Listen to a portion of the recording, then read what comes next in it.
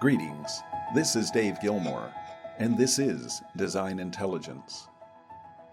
I want to speak to you today about what Design Intelligence is observing in our culture and how this is directly impacting our national sense of self and our future. All of these dynamics will impact each of your organizations and businesses over the balance of this year and beyond. Our national crisis is nothing short of a four-headed monster threatening to undo much of what is good, as well as forcing redefinitions and reinventions to utterly change what is bad across society. The oldest and yet unresolved head of this monster is the screaming face of prejudice, judgment, and victimization. Whether it be race against race, orientation against orientation, gender against gender, or socioeconomic conflicts, the shouting has escalated to ever-increasing levels of screaming, and no one is listening. Basic societal protocols have been kicked to the curb, and violence in word and deed are all that's left. Violence initiated nor violence as a first reaction are acceptable nor ultimately effective towards changing the chronic norm of prejudice we have allowed to exist in our society. As a beacon of hope and opportunity to the world, the United States, by and large, has maintained a hypocritical posture through its societal practices of marginalization and accepted inequity. It's time to stop and change this once and for all. Ladies and gentlemen, we're in a bad place. We're in an unhealthy posture as a people, a society. So what's a citizen to do? What ought rational people be thinking and speaking and doing that can turn this tide? It begins with a personal, introspective review of one's own prejudices, biases, and judgments.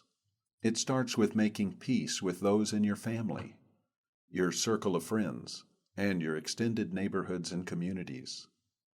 It's about laying down the secondaries of hurtful attitudes and actions to take up the primaries of reconciliation, care, and compassion.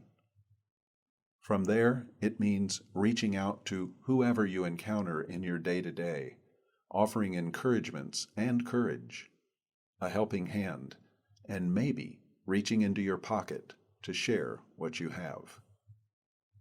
For those whose jobs are secure, whose type of work somehow makes it through this collapse mostly unscathed, well, you're in a wondrous position to help many around you who so desperately need help. The basic truth of generosity calls you to turn inside out and express tangible compassion towards others.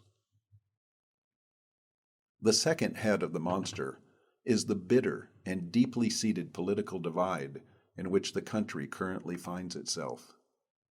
When more than anything, what the American people need is unity and solidarity, we have instead been consistently assaulted by demeaning, foolish, and vindictive rhetoric, spilling out over the media channels, diminishing any hope a suffering populace might be clinging to. Our country is not being led.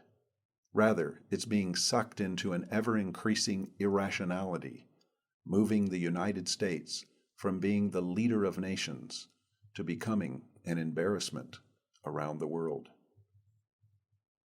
The third head of this monster is the highly contagious and highly contentious COVID-19 virus, which has exposed not only our fears and deepest insecurities, but has also laid bare the nation's utter inability to address a crisis such as this. This mix of fear, uncertainty, and inability has left the country's population deeply mistrustful and without confidence in both government leaders and supposed expert authorities. COVID-19 has a mind of its own, and none have yet been able to discern it. The scientific community is still at a loss to understand the lifespan, behavioral determinants, and morphing composition of this living yet deadly enemy. The last of the monster's heads is economic collapse, spreading across the nation. The level of freefall in new unemployment has been overwhelming. The losses from this alone will not be calculable for several months. More impactful is the rising level of permanent job loss within that staggering number of 40 million plus new unemployment claims.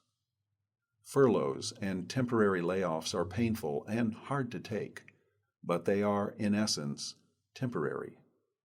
Most in this temporary situation will hopefully be back to work before year end. Hopefully. Those in the permanent job loss category are the ones in real trouble. Depending on the company they were let go from and their state of residence, unemployment financial support will, in most cases, not be sufficient to cover their basic expenses over a lengthened period. For those in the built environment industry, we offer the following insight.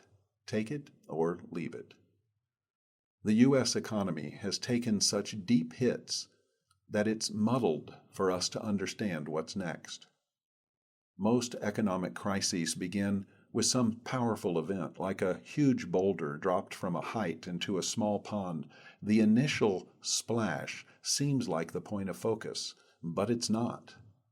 The focus must be on the ongoing waves after the drop, from which the true destruction occurs. The seemingly secure backlog of work you currently have on your books may not sustain these waves. Much of what's in place will erode either permanently or will be postponed for months later. It's incumbent on you to conduct a thorough review of your backlog each week. Check into your client's financial status. It's changing almost daily.